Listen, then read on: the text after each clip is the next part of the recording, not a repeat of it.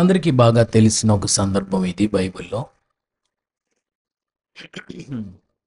ఇంచుమించు 850 మంది ప్రవక్తలు, బయలు దేవతా ప్రవక్తలు 450 మంది, ఆషేరా దేవతా ప్రవక్తలు 400 మంది. మొత్తం ఎంతమంది? 850 మంది ప్రవక్తలు ఏలియాకు ఆపోజిట్ సైడ్ ఉన్నారు. ఇటుపక్క ఏలియా ఒక్కడే దేవుని పక్షంగా నిలబడి ఉన్నాడు. అయితే ఏలియా ఒక ఛాలెంజ్ చేస్తా ఉన్నాడు. ఏంటండి? ఛాలెంజ్ అంటే సవాలు. ఒక సవాలు విసురుతా ఉన్నాడు. ఏమనంటే, మీరు మీ దేవత పేరును బట్టి ప్రార్థన చేయండి, నేనైతే యెహోవా నామమును బట్టి ప్రార్థన చేయుదును. మీరు మీ దేవత పేరును బట్టి ప్రార్థన చేయండి, నేనైతే యెహోవా నామమును బట్టి ప్రార్థన చేస్తాను. ఓకే. ఏ దేవుడు కట్టెలను తగులబెట్టుట చేత, ఏ దేవుడు కట్టెలను తగులబెట్టుట చేత ప్రత్యుత్తరమిచ్చును?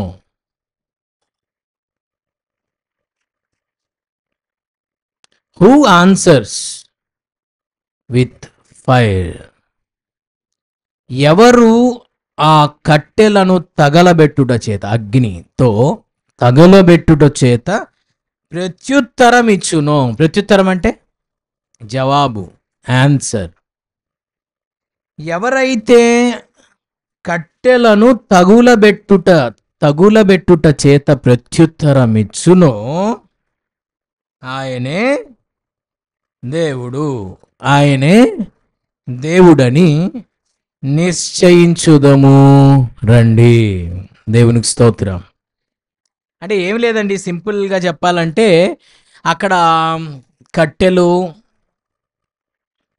తర్వాత దాని మీద బలి పశువుని పెడదాం, మీకు ఒక బలి పశువుని ఇస్తాను, మీకు ఒక ఎద్దుని ఇస్తాను, నేను ఒక ఎద్దుని తీసుకుంటాను, దాన్ని బలి అర్పిద్దాం, కట్టెల మీద పెడదాం. కట్టెల మీద పెట్టిన తర్వాత ఆ పశువుని వధించిన తర్వాత కట్టెల మీద పెడదాం. ఎవరైతే ఆకాశము నుండి అగ్నిని పంపుట ద్వారా ప్రత్యుత్తరం ఇస్తారో ఆయనే నిజమైన దేవుడుగా మనం డిసైడ్ అవుదాం. సరే, వాళ్ళు 850 మంది ఉన్నారు, ఇతను ఒక్కడే ఉన్నాడు. అందుకని ఏం చేశాడంటే వాళ్ళకే ఫస్ట్ ప్రయారిటీ ఇచ్చాడు. మీరు చాలామంది ఉన్నారు కదా, మీరే ఫస్ట్ చేయండి. పాపం పొద్దున్నుంచి సాయంత్రం దాకా, పొద్దు గుంకిన దాకా వాళ్ళు ప్రార్థన చేస్తూనే ఉన్నారు. కానీ ఎటువంటి అగ్ని ఆకాశం నుండి రాలేదు. ఏలియా ప్రార్థన చేసి ఇంకా ముగించలేదు. ప్రార్థించుచుండగా యెహోవా అగ్ని ఆకాశం నుండి దిగి వచ్చింది. చప్పట్లు కొట్టి ప్రభువు నామమును మహింపరుద్దాం. Praise the lord, praise the lord, praise the lord. ఇది మీ అందరికీ బాగా తెలిసిన సందర్భమే. కానీ ఈరోజు నేను వెళ్ళాలనుకున్న కోణం ఏంటయ్యా అంటే,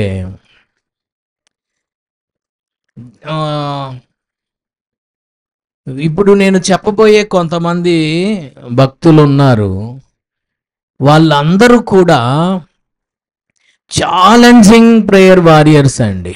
ఎవరు? ఛాలెంజింగ్ ప్రేయర్ వారియర్స్ అంటే సవాలుతో కూడిన ప్రార్థనా జీవితం. అందరు చెప్పాలి, ఏం ప్రేయర్ లైఫ్ అండి? ఛాలెంజింగ్ ప్రేయర్ లైఫ్ అండి.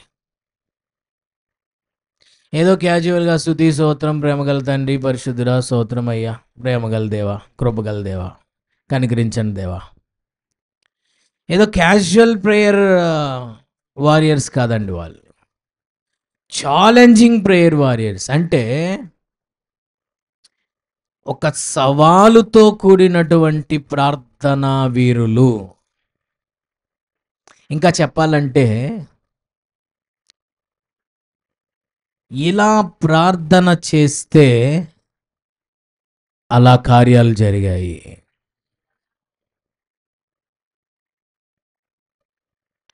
అలాంటి ఛాలెంజింగ్ ప్రేయర్ లైఫ్లోకి నిన్ను నన్ను దేవుడు చేయి పట్టి నడిపించాలని ఈ మాటలు మీకు తెలియచేస్తున్నాడు. అలాంటి ఛాలెంజింగ్ ప్రేయర్ లైఫ్లోకి మనల్ని దేవుడు తీసుకురావాలని అనుకుంటున్నాడు. నేను ఈ వాక్యం చెప్పేదానికి ముందు సిద్ధపడుతున్నప్పుడు ప్రార్థన చేస్తూ ఉన్నా. దేవా, ఏలియా గురించి ఎన్నోసార్లు చెప్పాను కదా దేవా, కొత్త విషయం ఏదన్నా రెవల్యూషన్ ఇవ్వండి దేవా, చెప్తాను అని ప్రార్థన చేస్తుంటే దేవుడు మరలా ఈ సందర్భాన్నే చెప్పమని ప్రేరేపిస్తున్నాడు. అయితే ఈరోజు మనం ఎంటైర్ డిఫరెంట్ యాంగిల్లో వెళ్తాము, వాక్యం అది వేరే విషయం. కానీ మరలా ఇదే దేవుడు ప్రేరేపించటం వలన నేను ఈ అంశాన్ని చూస్ చేసుకోవడం జరిగింది. ఇంకా చెప్పాలంటే ఇలా ప్రార్థించుచుండగా అలా కార్యాలు జరుగుట ఫస్ట్ పాయింట్ అయితే, ఇంకొక పాయింట్ ఏంటంటే ప్రార్థన యొక్క రిజల్ట్ని ముందుగానే ప్రకటించి వెళ్ళి ప్రార్థన చేసి ఆ రిజల్ట్ని తీసుకొచ్చినటువంటి వారు కూడా ఇప్పుడు నేను చెప్పబోతున్న వాళ్ళలో ఉన్నారు. హల్లెలూయా. ప్రేయర్ రిజల్ట్ని ముందుగానే చెప్పి తర్వాత వెళ్ళి ప్రార్థన చేసి ఆ కార్యాన్ని తీసుకొని వచ్చారు దేవుడు. ఒక అద్భుతమైన విషయం ఏంటంటే ఏలియా ప్రార్థించుచుండగా అగ్ని దిగింది. చూడండి ఒకసారి 18:38. అతడు ఇలాగున ప్రార్థన 18:38 రాజులు మొదటి గ్రంథం. వారు ప్రార్థించుచుండగా యెహోవా అగ్ని దిగింది. అసలు ఏలియా యొక్క కాన్ఫిడెన్స్ ఏంటి అనేది ఈరోజు మనకు అర్థం అవ్వాలి. ఏలియాలో ఉన్న విశ్వాసం ఏంటి, ఏలియాలో ఉన్న అసలు ఆ నమ్మకం ఏంటి, అసలు అంత ఛాలెంజ్ ఎలా చేయగలిగాడు, అసలు అంత కాన్ఫిడెన్స్ ఆయనకి దేవునిపై ఎలా వచ్చింది, తన ప్రార్థనపై ఎలా వచ్చింది అంత కాన్ఫిడెన్స్ ఏంటంటే ఈ ఛాలెంజ్ చేయడం ఇక్కడున్న మీకు కూడా సాధ్యమేనా? ఏ దేవుడు కట్టెలను తగులబెట్టుట చేత ప్రత్యుత్తరమిచ్చునో అంటే ఏలియాకు 0.0001% కూడా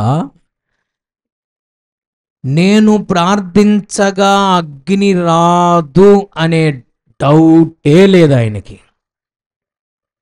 0.0001% కూడా ఆయనలో సందేహం లేదు, నేను ప్రార్థిస్తే అగ్ని రాదేమో అని.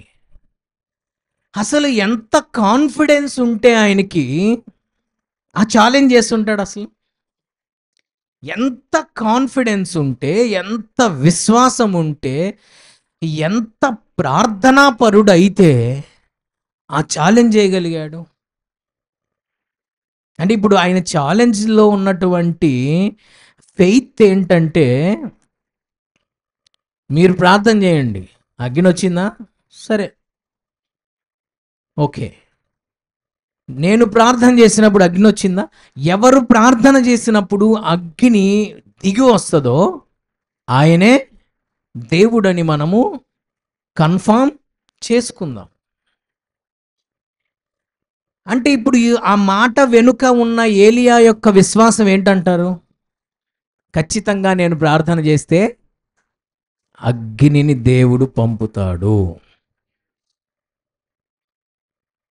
వాళ్ళు ఇలా ప్రార్థన చేస్తుండగా అలా కార్యాలు జరిగాయి.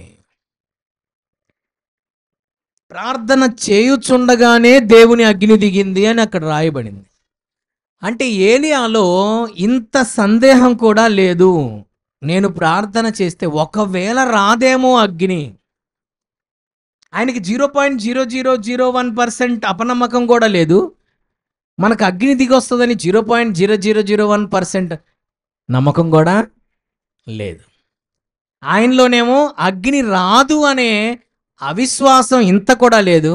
మనలో అగ్ని వస్తుందనే నమ్మకం ఇంత కూడా లేదు. అలాంటి అవిశ్వాసములో మనం జీవిస్తూ ఉన్నాం. సో కాబట్టి ఈ రోజున మన యొక్క ప్రేయర్ లెవెల్, మన ఫెయిత్ లెవెల్ ఆ ఏలియా యొక్క ప్రార్థన స్థాయికి, ఆ విశ్వాసపు స్థాయికి ఈ సందేశం ద్వారా అప్గ్రేడ్ అవ్వాలి. మన విశ్వాసపు స్థాయి, మన ప్రార్థనా స్థాయి ఏలియా యొక్క ప్రార్థనా స్థాయిని క్యాచ్ చేయాలి, రీచ్ అవ్వాలి. మన విశ్వాసపు స్థాయి ఏలియా యొక్క విశ్వాసపు స్థాయిని రీచ్ అవ్వాలి, ఆ స్థాయిని క్యాచ్ చేయాలి అనేదే ఈరోజు మన సందేశం. ఎంతకాలము శక్తి లేనటువంటి ప్రార్థనలు మనము చేస్తూ పోదాము. బైబిల్లో పరిశుద్ధాత్మ దేవుడు క్లియర్గా రాసి ఉంచాడు, ఏలియా మన వంటి స్వభావం గల మనిషే అని. మరలా చెప్తున్నాను, ఏలియా దేవుడు కాదు, ఏలియా ఆకాశం నుండి ఊడి పడలేదు. ఆయన కూడా మనలాంటి స్వభావం కలవాడే అని బైబిల్ క్లియర్గా చెప్పింది. మనలాంటి స్వభావం కలిగిన ఒక మనిషే. మరి ఆయనకు సాధ్యమైంది మనకెందుకు సాధ్యం కావడం లేదు? మీరు అనుకోవచ్చేమో అప్పుడు రోజులు వేరండి, ఇప్పుడు రోజులు వేరండి. ఓకే, అప్పటి రోజులు వేరు, జనరేషన్స్ మారిపోయినాయి, సెంచరీస్ మారిపోయినాయి, కాదని నేను అంటలేదు. కానీ రోజులు మారేమో కానీ దేవుడు మాత్రం మారలేదు, దేవుని శక్తి మాత్రం మారలేదు, ఆయన పవర్లో మాత్రం ఎటువంటి చేంజ్ లేదు, రాలేదు. యేసుక్రీస్తు నిన్న నేడు నిరంతరం ఏకరీతిగా ఉన్నాడు. Yesterday, today and forever. Jesus is same, Jesus is same. యేసుక్రీస్తు నిన్న నేడు నిరంతరం ఏకరీతిగా ఉన్నాడు. ఆయన శక్తిలో మార్పు రాలేదు.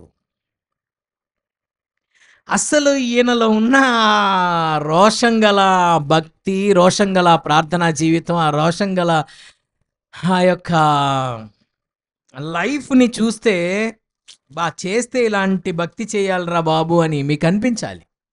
చూడండి 17:1 ఏమంటున్నాడు? The first book of Kings chapter 17:1. అంతటా గిలాదు కాపు రాజులు మొదటి గ్రంథం 17:1. అంతటా గిలాదు కాపురస్తుల సంబంధియును తిష్బీయుడైన ఏలియా ఆహాబునద్దకు వచ్చి, ఎవని సన్నిధిని నేను నిలబడి ఉన్నానో ఇశ్రాయేలు దేవుడైన ఆ యెహోవా జీవము తోడు, నా మాట ప్రకారము గాక ఈ సంవత్సరములలో మంచైనను వర్షమైనను పడదని ప్రకటించెను. అక్కడ మీరు ఒక విషయాన్ని నోటీస్ చేయాలి. Don't take it light, take it serious. అక్కడ ఒక మాట అంటున్నాడు. ఎక్కడికి వెళ్ళో తెలుసా? ఎక్కడికి వెళ్ళి అంటున్నాడు తెలుసా ఈ మాట? ఇజ్రాయేలు దేశమునకు రాజు అయిన ఆహాబు ముందు నిలబడి పలుకుతున్న మాట. ఏం రోషం ఇది! అసలు ఏం భక్తి ఇది! ఆయన భక్తి ఏం భక్తి, మన భక్తి ఏం భక్తి! టుడే మనము కంపేర్ చేసుకోవాలి. ఒక దేశమునకు రాజు అయిన, ఇజ్రాయెల్ కంట్రీకి రాజు అయిన ఒక ఆహాబు ముందుకెళ్ళి ఆయన రాజు సన్నిధిలో నిలబడి ఎంత రోషంతో మాట్లాడుతున్నాడంటే, రాజా ఒక మాట విను, ఇజ్రాయేలు దేవుడైన యెహోవా జీవం తోడు చెప్తున్నా విను. ఫర్ సెవరల్ ఇయర్స్, కొన్ని సంవత్సరాల వరకు మంచైనా వర్షమైనా పడదు. ఎప్పటిదాకో తెలుసా? నా మాట ప్రకారము కాక అన్నాడు. అక్కడ ఉంది అసలైన మ్యాటర్. ఆ ఒక్క లైన్లోనే ఉంది ఆయన భక్తి, ఆయనలో ఉన్న రోషం, ఆయనలో ఉన్న పవర్. ఏమంటున్నాడు? కొన్ని సంవత్సరాల దాకా వర్షం పడదు, మంచు పడదు. ఎలా అంట? నా మాట ప్రకారం కాక. అంటే దాని అర్థం ఏంటంటే until I say the word.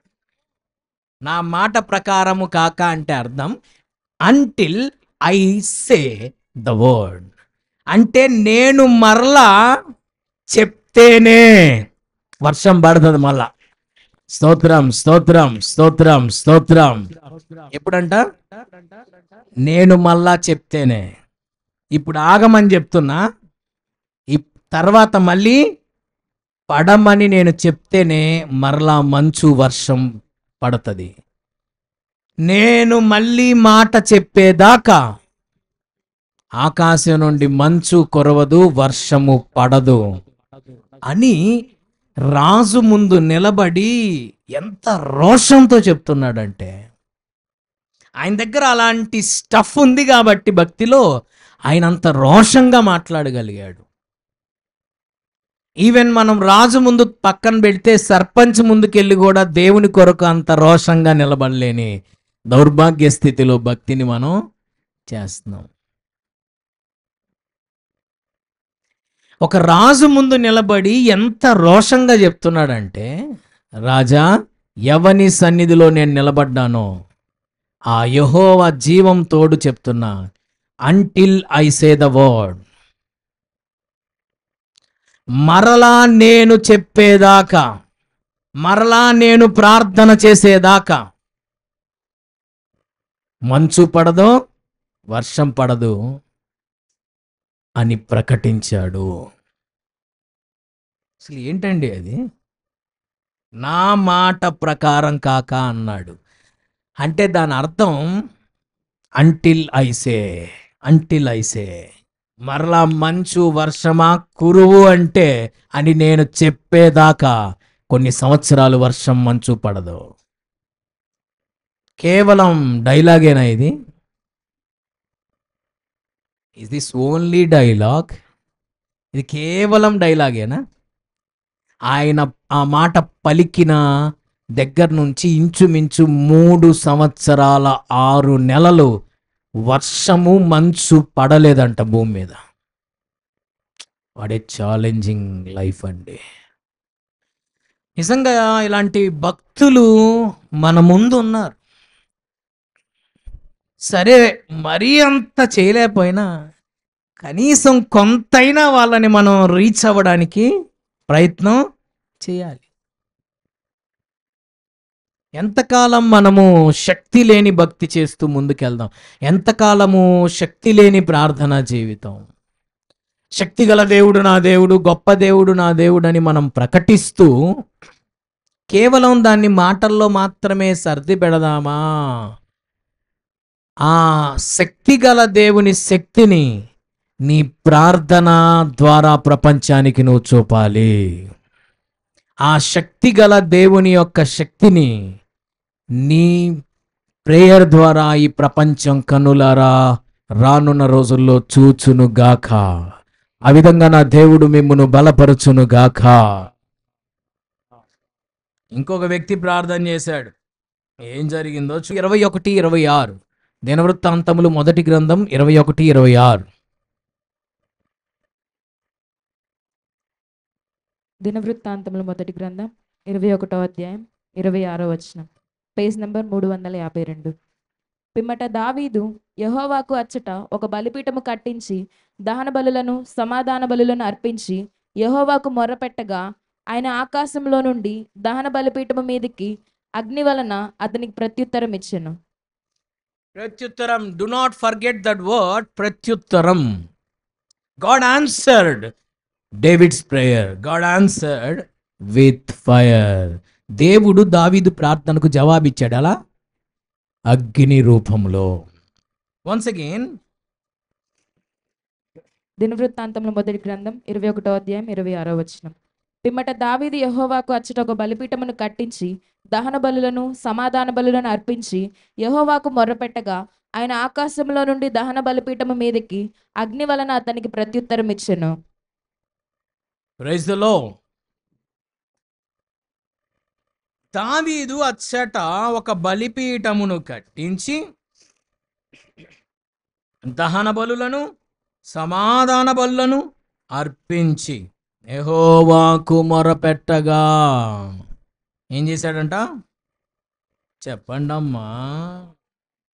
యెహోవాకు మొరపెట్టగా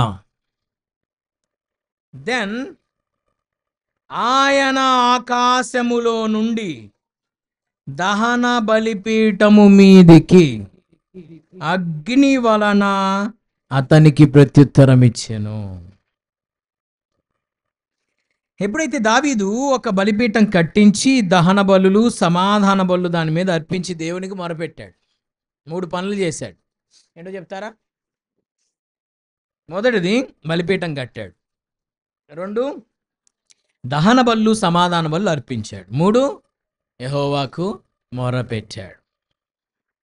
ఎప్పుడైతే ఆయన దేవునికి మొరపెట్టాడో దేవుడు ఆకాశములో నుండి దహన బలిపీఠం మీదికి అగ్ని వలన అతనికి ప్రత్యుత్తరం ఇచ్చాను.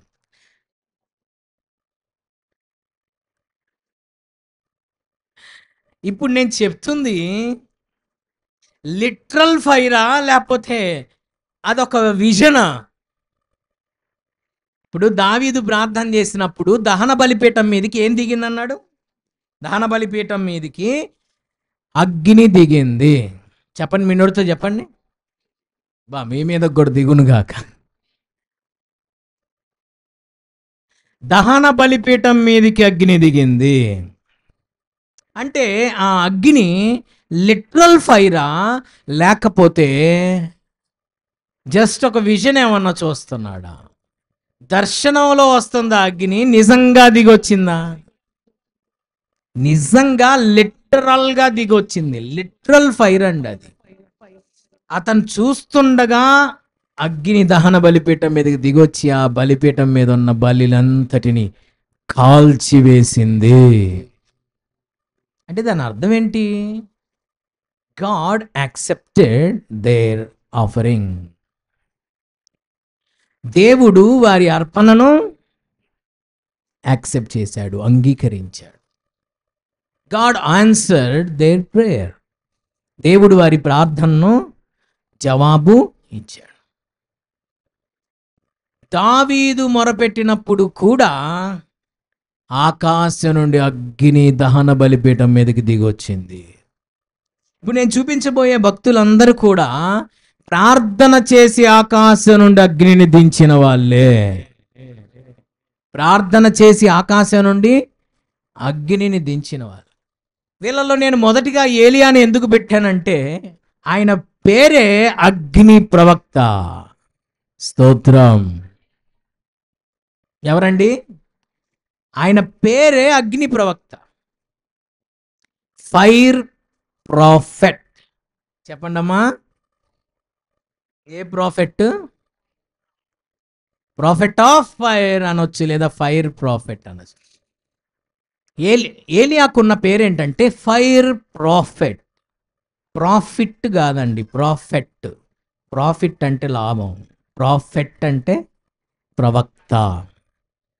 ఫైర్ ప్రాఫెట్ అంటే అగ్ని ప్రవక్త. ఏలియా ప్రార్థన చేస్తేనే కాదు, ఆయన జస్ట్ మాట్లాడిన అగ్ని కురిసిద్ది. ఏదో కూర్చొని fire fire fire fire fire అని కేకలేయాల్సిన అవసరంలా, జస్ట్ ఒక్క మాట పలికితే చాలా అగ్ని కురిసిద్ది ఆకాశం. మరి ఎంత ప్రార్థన చేశాడో బాబోయ్, ఎంత భక్తి చేశాడో ఏందో కదా. మనం అసలు ఒక్కరోజు ఎరగదీసేసి భక్తి, అబ్బా అబ్బా అబ్బా, అసలు నెక్స్ట్ ఏలియా నేనే అనుకుంటాం. ఒక్కరోజు ఎరగదీస్తాం అన్నమాట. మళ్ళీ తర్వాత ఏముండదు, మొత్తం మంట మొత్తం చల్లారిపోయింది. ఎందుకు ఇలా చెప్పానంటే, ప్రార్థన చేసే కాదు, మాట్లాడిన అగ్ని దిగి వచ్చిందని ఎందుకు అన్నానంటే, మనం చాలాసార్లు చెప్పుకున్న సందర్భమే ఇది. దైవజనుడు కొండ మీద ప్రార్థన చేసుకుంటా ఉంటే 50 మంది వారి మీద నాయకుడు. మొత్తం ఎంతమంది? 51. 51 మెంబర్స్ ఏలియా దగ్గరకు వచ్చి ఆ 50 మంది మీద అధికారి ఏలియాతో అంటున్న మాట, దైవజనుడా, నిన్ను రాజు రమ్మంటున్నాడు, అర్జెంటుగా నువ్వు రావాలి అన్నాడు. ఏమన్నాడండి? నిన్ను రాజుగారు రమ్మంటున్నాడు, నువ్వు అర్జెంటుగా దిగి రావాలి. వెంటనే ఏలియా రెస్పాన్స్ ఏంటో తెలుసా? నేను నిజంగా దైవజనున్నైతే ఆకాశం నుండి అగ్ని వచ్చి మిమ్మును దహించునుగాక అన్నాడు. ఆ మాట ఆయన నోట నుండి వచ్చి రాకముందే ఆకాశం నుండి ఫైర్ వచ్చేసింది. 51 మందిని అగ్ని కాల్చేసి. అంటే ఇక్కడ మీరు అనుకోవచ్చేమో, అదేంటండి ఆయన అన్న మాటలో తప్పే ఉందని మనం అనుకోవచ్చేమో. ఖచ్చితంగా అక్కడ ఏదో మిస్టేక్ జరిగి ఉంటుంది కదా. లిటరల్గా మనకు అక్కడ అలా సింపుల్గా రాశారు, కానీ వాళ్ళు తప్పు చేయకుండా దేవుని అగ్ని వారి మీదకి వచ్చి కాల్చిద్దా? ఇప్పుడు అహరోను కుమారులు ఉన్నారు, వారి మీదకి అగ్ని ఎందుకు వచ్చింది? దేవుని అగ్ని వచ్చి ఎందుకు కాల్చేసింది? వాళ్ళు యెహోవా ఆజ్ఞాపించని వేరొక అగ్నిని లోపలికి తీసుకొని వచ్చారు. అన్యాగ్ని అని ఉంటుంది అక్కడ. అన్యాగ్ని అంటే దేవుడు చెప్పని పని చేశారు వాళ్ళిద్దరు స్పాట్ ఫైర్ వచ్చేసి కాల్చేసి. సో ఈ 51 మెంబర్స్ మీదకి దేవుని అగ్ని పనిష్మెంట్ వచ్చిందంటే ఖచ్చితంగా వాళ్ళు ఏదో తప్పు చేశారు. సరే, వాళ్ళు ఏం తప్పు చేశారు అనేది ఈరోజు మన సబ్జెక్ట్ కదా, అది పక్కన పెడితే, ఆకాశం నుండి అగ్ని వచ్చి 51 మెంబర్స్ని ఆన్ ద స్పాట్ ఫైర్ కాల్చేసింది. ఎలా వచ్చింది ఫైర్? అది కేవలం ఏలియా పలికిన ఒక్క మాట, నేను నిజంగా దైవజనున్నైతే, నేను మ్యాన్ ఆఫ్ గాడ్ నిజంగా అయితే, మ్యాన్ ఆఫ్ గాడ్, దైవజనుడు అంటే మ్యాన్ ఆఫ్ గాడ్, నేను నిజంగా మ్యాన్ ఆఫ్ గాడ్ అయితే, దైవజనున్నైతే ఆకాశం నుండి అగ్ని వచ్చి మిమ్మును దహించుగాక అన్నాడు. ఒక్క మాటే, ఆయన పెద్ద గంటలు ప్రేయర్ చేయాలి. వెంటనే ఆకాశం నుండి అగ్ని వచ్చేసింది. సెకండ్ టైం రాజు మళ్ళీ ఇంకొక 50 మెంబర్స్ని, ఇంకొక వ్యక్తిని, అధికారిని, మళ్ళీ 51 మెంబర్స్ని మళ్ళీ పంపించాడు. ఈడ్చుకొని రండిరా ఏలియాని, పట్టుకొని రండిరా, మెడ పట్టుకొని లాక్కొని రండిరా అన్నాడు. మరి ఏమన్నాడు మనకైతే తెలియదు. మరి అంతే కదా, ఆకాశం అంతా మూసేశాడు ఆయన. వర్షం పడట్లేదు, మంచు పడట్లేదు. వాళ్ళు చేసిన పాపాలను బట్టి ఆ పనిష్మెంట్ దేవుడు ఇచ్చాడు. భయంకరమైన పాపాలు చేశారు ఆహాబు కానీ, ఆ దేశంలో ఉన్న ప్రజలు కానీ. దాని పనిష్మెంట్గా ఆకాశాన్ని మూసేశాడు దేవుడు. ఇంకా మారు మనసు పొందకుండా ఆహాబు అసలు వాడేరా కారణం ఆ ఏలియానే, వాడిని పట్టుకొని రండి అని 51 మెంబర్స్ని పంపించాడు. మరి వాళ్ళు అక్కడికి వచ్చి ఎక్స్ట్రా ఏమైనా చేస్తూ ఉంటారు కదా. అగ్ని ప్రవక్తతో కళ్ళబడితే కుదురుతుందా అండి? అక్కడికి వచ్చి మరి ఏం కథలు పడ్డారో ఏందో. మళ్ళీ నేను నిజంగా దైవజనుడిని అయితే ఆకాశం నుండి అగ్ని వచ్చి మిమ్మల్ని దహించును కాకండి. 51 ఫైర్. రాజు ఇంకా భయపడలేదండి, మళ్ళీ ఇంకొక 50 మందిని పంపించాడు ఒక అధికారిని ఇచ్చి. ఇది ఎన్నోసారి? థర్డ్ టైం మళ్ళీ 51 మెంబర్స్ వచ్చారు ఆయన పట్టుకెళ్ళడానికి. ఏదో ఫస్ట్ 2 బెటాలియన్స్ ఏదో మిస్బిహేవ్ చేసి ఉంటారు మొత్తం మీద పాస్టర్ గారితో, అందుకే అగ్ని వచ్చేసింది. మూడోసారి వచ్చిన అధికారి ఏమన్నాడు తెలుసా? రావటంతో కాళ్ళ మీద పడి, అయ్యా నా ప్రాణం నీ దృష్టికి ప్రియముగా ఉండునుగాక, రావాలనుకుంటే రండి, రానంటే చెప్పండి, అదైనా నేను అక్కడ చెప్తా, నన్ను మాత్రం కాల్చొద్దు తండ్రి స్వామి అని దండం పెట్టాడు. వెంటనే దేవుడు మాట్లాడుతున్నాడు, ఇతనితో కూడా నువ్వు దిగి కిందకి వెళ్ళు రాజు దగ్గరకు అని చెప్పాడు. హల్లెలూయా. మూడో వ్యక్తి ఎంతో హంబుల్గా, అయ్యగారు ఫస్ట్ 2 బ్యాచెస్ని కాల్చినట్టు నన్ను మాత్రం కాల్చమాకండి, మీరు రావాలనుకుంటే రండి, వద్దనుకుంటే రామాకండి, నన్ను మాత్రం బ్రతికించండి అంటే అప్పుడు దైవజనుడితో దేవుడు మాట్లాడాడు వెళ్ళమని. మరి కేవలం ఒకే ఒక్క మాటతో ఆకాశం నుండి అగ్ని వచ్చేసిందంటే ఆయన ఎంతగా అగ్నితో నింపబడి ఉన్నాడు, దేవుని అగ్నితో. Praise the lord. ఆయన హెడ్ నుండి ఫీట్ వరకు దేవుని అగ్నితో నింపబడి ఉన్నాడు. Not only in his body అండి, but also in his word. ఆయన నోటి గుండా మాట వస్తేనే అగ్ని కురుస్తుంది. అంటే ఆయన మాటల్లో కూడా దేవుని అగ్ని విడుదలవుతుంది. Oh my God. మరి ఇంకా ఎంత ఆయన ఆ ఫైర్ని ఎంజాయ్ చేస్తుంటాడో తన లైఫ్లో, తన భక్తి జీవితంలో, తన విశ్వాస జీవితంలో ఆ అగ్నిని ఎంతగా ఆయన పొందుకొని ఉంటాడో, ఎంతగా ఎంజాయ్ చేసి ఉంటాడో ఆ ఫైర్ లైఫ్ని. ఆ అగ్ని లైఫ్ని ఎంతగా ఆయన ఎక్స్పీరియన్స్ చేసి ఉంటాడో కదా.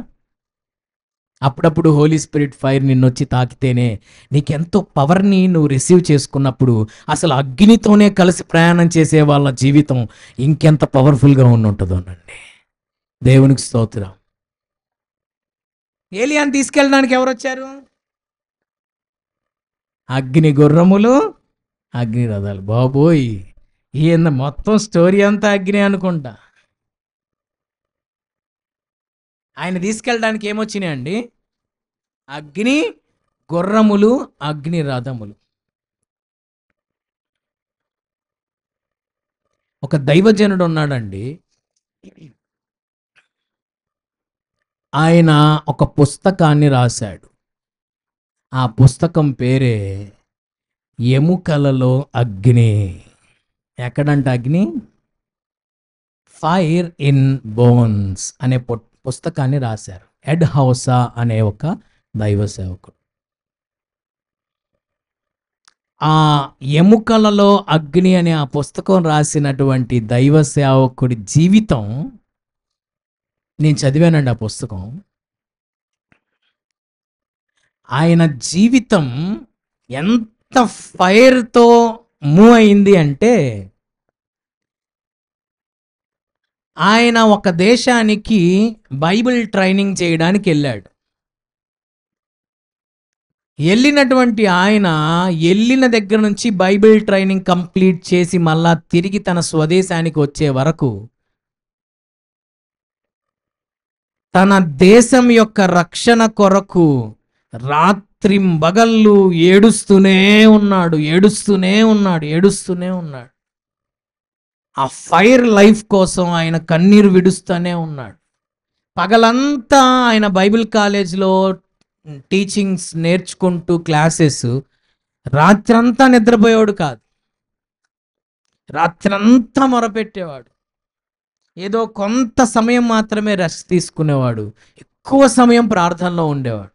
అలా ఆయన బైబిల్ ట్రైనింగ్ చేసిన ఆ సంవత్సరాలన్నీ అలానే సాగింది.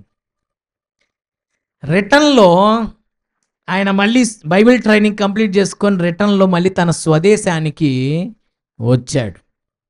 అక్కడ ఫ్లైట్ ఎక్కి తన స్వదేశంలో ఫ్లైట్ దిగాడు. వెళ్ళేటప్పుడు నార్మల్గా వెళ్ళాడు, వచ్చేటప్పుడు ఎంత ఫైర్ని పొందుకొని వచ్చాడంటే తన లైఫ్లో ఎయిర్పోర్ట్లో స్వదేశానికి స్వాగతం అని కొంతమంది బొకే ఇస్తా మనకి వెల్కమ్ చెప్తానికి వస్తారు కదా. ఆయన గతములో ఆయన వెళ్ళే సంఘానికి వెళ్ళే సంఘ పెద్దలు తెలిసిన వాళ్ళు ఉంటారు కదా, వాళ్ళు తమ స్వదేశానికి బైబిల్ ట్రైనింగ్ విజయవంతంగా కంప్లీట్ చేసుకొని వచ్చాడని వెల్కమ్ చెప్పడానికి వెళ్ళారండి. వచ్చాడు ఎయిర్పోర్ట్లోకి, వెల్కమ్ చెప్పడానికి వెళ్ళినటువంటి వీళ్ళు ఎవరు షేక్ హ్యాండ్ ఇస్తే వాళ్ళు కరెంట్ షాక్ తగిలినట్టు కింద పడిపోతున్నారు. చప్పట్లు కొట్టు ఒకసారి దేవుని నామమున మహిమ. హల్లెలూయా. ఎవరు ప్రైజ్ ది లార్డ్ చెప్పడానికి షేక్ హ్యాండ్ ఇస్తున్నారో వాళ్ళు షాక్ తగిలితే, హై వోల్టేజ్ షాక్ తగిలితే ఎలా కింద పడిపోతారు, అలా కింద పడి కొట్టుకులాడుతున్నారు. ఎయిర్పోర్ట్లో ఇలాంటి సన్నివేశాలు జరగకూడదు కదా. వెంటనే అక్కడ ఉన్న పోలీసులు వచ్చి, ఏంటి ఇతను ఇలా చేస్తున్నాడు, ఏమన్నా ఎలక్ట్రిక్ ఏమన్నా పెట్టుకొని వచ్చాడా, ఎలక్ట్రికల్ షాక్ తగిలి ఏమన్నా పెట్టుకొని వచ్చాడా ఏంటి అని ఒక 4 పోలీసులు వచ్చి పట్టుకుంటే 4 కింద పడిపోయి కొట్టుకులాడుతున్నారండి. దేవునికి స్తోత్రం కలుగును గాక. అక్కడికి ఆయనకి వెల్కమ్ చెప్పడానికి వచ్చిన ప్రతి ఒక్కరూ ఆయనకి షేక్ హ్యాండ్ ఇచ్చి ఆయనకి అలా టచ్ అయిన ప్రతి ఒక్కళ్ళు దేవుని అగ్నితో నింపబడి అందరు గ్రౌండ్లో కింద ఫ్లోర్ మీద పడి అందరూ అగ్నితో కొట్టుకుంటా ఉన్నారు. అంతా దేవుని అగ్ని చేత ఆయన నింపబడ్డాడు. చప్పట్లు కొట్టి దేవుని నామమును మహిమపరుద్దాం. Praise the lord. మరి అంత అగ్నిని ఆయన పొందుకున్నాడంటే ఏ రేంజ్లో ఆయన ప్రార్థన చేస్తుంటాడు? మీరు అనుకోవచ్చేమో, నేను అంత చేయలేనులేండి పాస్టర్ గారు, నాకు ఉంది కానీ చేయాలని, కానీ నా శరీరం సహకరించదు. అంత భక్తి చేయాలని నాకు ఉంది కానీ నా హెల్త్ అంత సపోర్ట్ చేయదు, నా శక్తి సామర్థ్యాలు సరిపోవు. ఓకే, నేను కాదంటలేదు. కానీ నీ బలహీనతను మాత్రం అడ్డం పెట్టుకొని మాత్రం నేను చెయ్యలేనని మాత్రం చెప్పొద్దు. ఎందుకంటే దేవుడు బలవంతులను సిగ్గుపరచడానికి బలహీనులను వాడుకునే దేవుడై ఉన్నాడు. ఎన్నికైన వారిని సిగ్గుపరచడానికి ఎన్నిక లేని వారిని ఆయన వాడుకుంటా అని చెప్పాడు. ఈ మాట సూట్ అవ్వదు దేవుని దగ్గర. ఇంకేదన్నా లోకంలో నీ అచీవ్మెంట్స్ దగ్గర ఏమన్నా సూట్ అయిద్దేమో కానీ నేను చేయలేనని, నా వల్ల కాదు అని ఎక్కడన్నా సెట్ అయిద్దేమో, గాడ్లో సెట్ అవ్వదు. ఎందుకంటే నువ్వు బలహీనుడు అయినా బలహీనరాలు అయినా దేవుని మీద నువ్వు ఆధారపడి ఆయన వైపు నువ్వు చూసి, lord help me, lord give me your strength, దేవా నాకు సహాయం చేయండి, నాకు మీ శక్తినివ్వండి అని గనక నువ్వు వేడుకుంటే నీ బలహీనతలో ఆయన తన శక్తిని పరిపూర్ణం చేసి ఆ కార్యమును నీకు సాధ్యమయ్యేటట్లు తప్పక చేయబోతూ ఉన్నాడు. అది మాత్రం కన్ఫర్మ్ అండి. నా బలహీనత వల్ల నేను అచీవ్ చేయలేను, సాధించలేనని మాత్రం అనుకోవద్దు. No, deadly wrong. అది దేవుని బిబ్లికల్గా స్పిరిచువల్ మ్యాటర్స్లోకి వచ్చేసరికి ఈ ఫార్ములా రాంగ్. ఎందుకంటే మన బలహీనతలో తన శక్తిని ఆయన పరిపూర్ణం చేసే దేవుడై ఉన్నాడు. మన బలహీనతలో తన శక్తిని ఆయన పరిపూర్ణం చేసే దేవుడై ఉన్నాడు. If you depend upon God, if you relay upon God, దేవునిపై నువ్వు ఆనుకున్నప్పుడు, దేవునిపై నువ్వు ఆధారపడినప్పుడు, దేవా నాకు అలాంటి శక్తిని ఇవ్వమని నువ్వు వేడుకున్నప్పుడు నీ బలహీనతలో ఆయన శక్తిని ఆయన నింపబోతున్నాడు. ఆయన శక్తిని పరిపూర్ణం చేసి నీకు అసాధ్యమైనవి నీ జీవితంలో సాధ్యపరచబోతున్నాడు. సో కాబట్టి నీ యొక్క స్ట్రెంగ్త్ వైపు చూసి మాత్రం ఐ కాంట్ అని మాత్రం అనుకోవద్దు ఎప్పటికీ. No, don't depend upon your strength, depend upon God's strength. నీ బలం మీద మాత్రం ఆధారపడి ఐ కాంట్ అని మాత్రం ఎప్పుడు అనుకోవద్దు. దేవుని వైపు చూడు, యూ కెన్. దేవుని వైపు చూడు, నువ్వు చేయగలవు. దేవుడి వైపు చూస్తే నీకు ఆయన శక్తిని ఇస్తాడు. దేవుడి వైపు చూస్తే దేవుడు నీకు ఆ భారం ఇస్తాడు. దేవుడి వైపు చూసి నువ్వు వేడుకుంటే, నిజంగా గుండెల్లో ఆశతో నువ్వు వేడుకుంటే, అలాంటి ఫైర్ లైఫ్, అలాంటి అగ్ని జీవితం నాకు కావాలని దేవుని వైపు చూసి నిజంగా ఆశతో నువ్వు మొరపెడితే, నీ దగ్గర బలం లేకపోయినా ఆయన తన బలముతో నిన్ను నింపి ఆ అసాధ్యమైనది నీ లైఫ్లో సాధ్యముగా మార్చు దేవుడై ఉన్నాడు. మరి ఆ ఎడ్హౌసా గారు స్ట్రాంగో వీకో మనకైతే తెలీదు. ఆయన గుండెల్లో అలాంటి ఆశ ఉంది. ఎలాంటి ఆశ అంటే, దేవుని కొరకు అగ్నితో నేను పని చేయాలి. Praise the lord. యాక్చువల్లీ మనకి ఆయనలో ఉన్న వీక్నెసెస్ మనకు తెలియదు.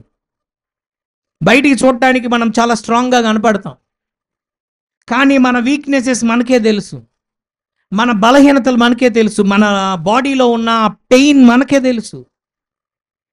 సో కాబట్టి మరి ఆయన వీక్నెసెస్ ఏంటో, ఆయన పెయిన్ ఏంటో, ఆయన బలహీనతలు ఏంటో మనకు తెలియదు. బట్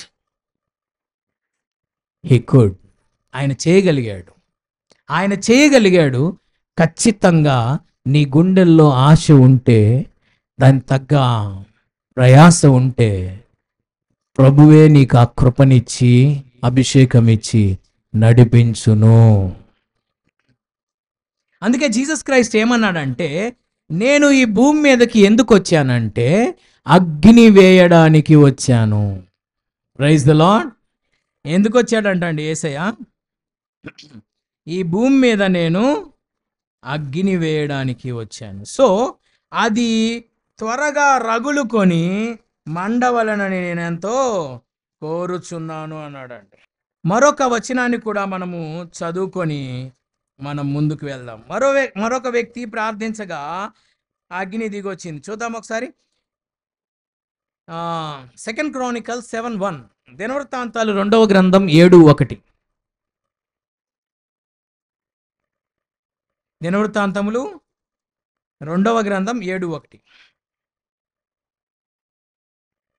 దినవృత్తాంతములు 2వ గ్రంథం 7వ అధ్యాయం 1వ వచనం.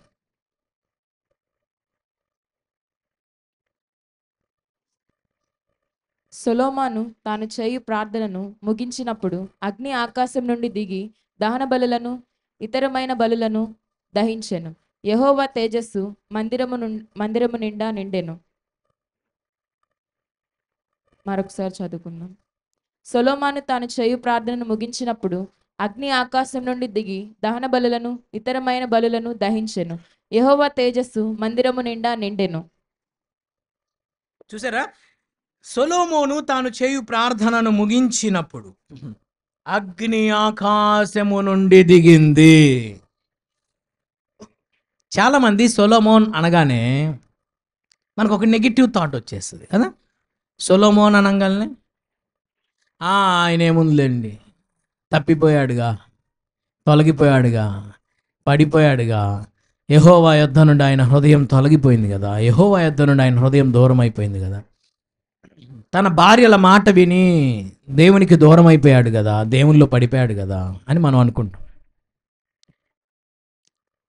కానీ మీకు తెలియని ఇంకొక విషయం, సొలొమోను గారి లైఫ్లో ఆ యాంగిల్నే మీరు చూడొద్దు. There is another angle in Solomon's life. సొలొమోను జీవితంలో మరొక కోణం కూడా ఉంది. సొలొమోను అని జ్ఞాపకం చేసుకోగలనే పడిపోయాడు సొలొమోన్ అనేదే నీకు గుర్తొస్తుంది. కానీ ఒకప్పుడు ప్రార్థన చేసి ఆకాశము నుండి అగ్నిని దించిన ప్రార్థనా పరుడు అని కూడా నేను మీకు జ్ఞాపకం చేస్తున్నాను. Praise the lord, praise the lord, praise the lord, praise the Lord. ఒకప్పుడు ఆయన ప్రేయర్ లైఫ్ ఎలాంటిదంటే ప్రార్థన చేసి ఆకాశం నుండి ఫైర్ని దించినటువంటి ప్రార్థనా పరుడు. సరే, తర్వాత పడిపోయాడు అనుకోండి, అది వేరే విషయం. ఆయన స్టార్టింగ్ లైఫ్ ఎలా ఉండేదంటే ఆయన అలా ప్రార్థన ముగించాడో లేదో అండి, ఆకాశం నుండి అగ్ని దిగొచ్చేసి బలిపీఠం మీద ఉన్న దహన బలిని కాల్చేసింది. ఇలా ప్రార్థన చేస్తే అలా అగ్ని దిగింది సొలొమోన్ ప్రార్థన చేస్తే. అది ఆయన ప్రేయర్ లైఫ్. సో కాబట్టి మనం ఆయనలో ఉన్న నెగిటివ్ని తీసుకోవద్దు, ఆయనలో ఉన్న పాజిటివ్ని తీసుకుందాం. ఒకప్పుడు ఆకాశము నుండి ప్రార్థన చేసి అగ్నిని దించిన ప్రార్థనా పరుడు సొలొమోన్. మనము ఈ పాజిటివ్ ఇంప్రెషన్ని మాత్రమే తీసుకుందాం. ఆయనలో ఉన్న ఆ యొక్క పాజిటివ్ యాంగిల్ని మాత్రమే ఫోకస్ చేయండి. నెగిటివ్ యాంగిల్తో మనకు అవసరం లేదు. ఆయనలో ఉన్న పాజిటివ్ యాంగిల్, ఆకాశము నుండి ప్రార్థన చేయగా ఆకాశం నుండి అగ్నిని కురిపించిన ప్రార్థనా పరుడు సొలొమోన్. సో అలాంటి ప్రార్థనా పరులుగా మనం మార్చబడదుముగాక. అందుకే జీసస్ క్రైస్ట్ అంటున్నాడు లూక్ 12:49, లూకా 12:49, లూకా 12:49. లూకా సువార్త 12వ అధ్యాయం 49వ వచనం, పేజ్ నంబర్ 65. నేను భూమి మీద అగ్నివేయి వచ్చి తిని అది ఇదివరకే రగులుకొని మండవలెనని ఎంతో కోరుచున్నాను. అబ్బా, హల్లెలూయా. నేను భూమి మీద అగ్ని వేయడానికి వచ్చాను, అది ఇదివరకే రగులుకొని మండవలనని ఎంతో కోరుచున్నాను. Praise God. యేసుప్రభు ఎందుకు వచ్చాడండి? భూమి మీద అగ్ని వేయడానికి వచ్చాడు. అది ఇదివరకే రగులుకొని ఇదివరకే రగులుకోవాలని, మండాలని ఎంతో కోరుచు. అంటే దాని అర్థం ఆయన ఇప్పటికే ఆల్రెడీ నిన్ను ఫైర్లో చూడాలని కోరాడు. ఇప్పటికే చాలా ఆలస్యం అయిపోయింది. ఏమన్నాడు? ఇది వరకే అది రగులుకొని మండవలనని కోరుచున్నాను. అంటే ఇప్పటికే నువ్వు ఒక ఫైర్ భక్తి చేయాలని ఆయన ఎక్స్పెక్ట్ చేశాడు. కానీ కాలం గడిచింది, కానీ ఆయన అనుకున్న ఎక్స్పెక్టేషన్స్లోనికి మనం భక్తిలో రాలేకపోయాం. ఏమన్నాడు? ఇదివరకే రగులుకొని మండవలనని. ఇదివరకే అంటే ఏంటండి? ఇంతకు ముందేనే కదా. ఇదివరకే అది రగులుకొని మండవలని నేను ఎంతో కోరుచున్నాను.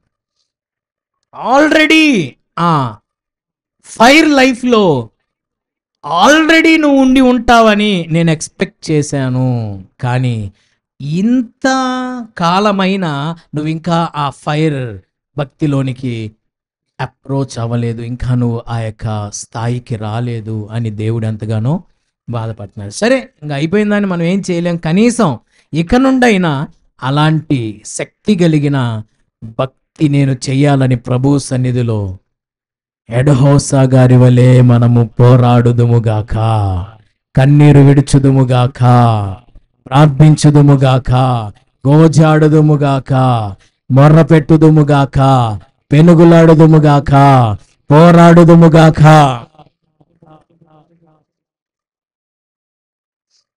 Last and final verse for today, లేవి కాండము 9:24. లేవియాకాండం 9వ అధ్యాయం 24వ వచనం, పేజ్ నెంబర్ 88. యెహోవా సన్నిధి నుండి అగ్ని బయలు వెళ్ళి బలిపీఠము మీదనున్న దహన బలి ద్రవ్యమును క్రొవ్వును కాల్చివేసెను. ప్రజలందరూ దానిని చూసి ఉత్సాహధ్వని చేసి సాగిలపడిరి. Once again, Leviticus 9:24. మరొకసారి చదువుకుందాం. యెహోవా సన్నిధి నుండి అగ్ని బయలు వెళ్ళి బలిపీఠము మీదనున్న దహన బలి ద్రవ్యమును క్రొవ్వును కాల్చివేసెను. ప్రజలందరూ దానిని చూచి ఉత్సాహధ్వని చేసి సాగిలపడిరి. యెహోవా సన్నిధి నుండి అగ్ని బయలు వెళ్ళింది. ఎక్కడి నుంచి అండి? అంత చిన్నగా చెప్తారేంటండి? యెహోవా సన్నిధి నుండి అగ్ని బయలు వెళ్ళింది. ఏం చేసిందండి? వెళ్ళి బలిపీఠం మీద ఉన్న దహన బలి ద్రవ్యమును కొవ్వును కాల్చివేసెను.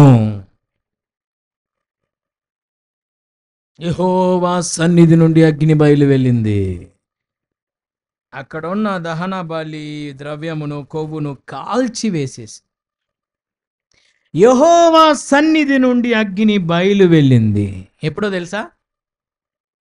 యాజకుడైన అహరోను ఎప్పుడైతే ఆ బలిపీఠం మీద దహన బలిని అర్పించి ప్రార్థన చేశాడో, యాజకుడైన అహరోను ఎప్పుడైతే ప్రార్థన చేశాడో, యెహోవా సన్నిధి నుండి అగ్ని బయలుదేరి దహన బలి ద్రవ్యమును కొవ్వును కాల్చివేసింది. ఎవరు ప్రార్థన చేశారు? అహరోన్ అనే యాజకుడు కదా. మోషే గారు వాళ్ళ బ్రదర్, మోషే గారు వాళ్ళ అన్నయ్య గారు ప్రార్థన చేయగా యెహోవా సన్నిధి నుండి అగ్ని బయలుదేరింది. దేవుని సన్నిధి నుండి అగ్ని వచ్చి దేన్ని కాల్చేసింది? దహన బలి ద్రవ్యమును కొవ్వును కాల్చివేసింది. దేవుని సన్నిధి నుండి అగ్ని బయలుదేరి నిన్ను నన్ను కాల్చునుగాక. పాస్టర్ గారండి 4 రోజులు బతకాలని ఉందండి పాస్టర్ గారండి, మీరేమో కాల్చివేయాలి, కాల్చి తగలబెట్టేసేయాలి, బూడి చేయాలంటున్నారు. మీకంటే ఎటుగుడి బతుకు మీద ఆశ లేదండి, ఉన్నా ఒకటే పోయినా ఒకటే అని సేవ చేస్తున్నారు. మాకైతే ఉన్నాయండి 4 రోజులు బతకాలని ఆశ.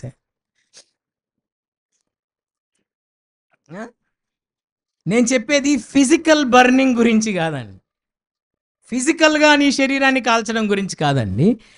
నీ శరీరములో దేవునికి విరోధంగా పనిచేయుచున్న శరీర కార్యములు దేవుని అగ్నితో కాల్చబడునుగాక.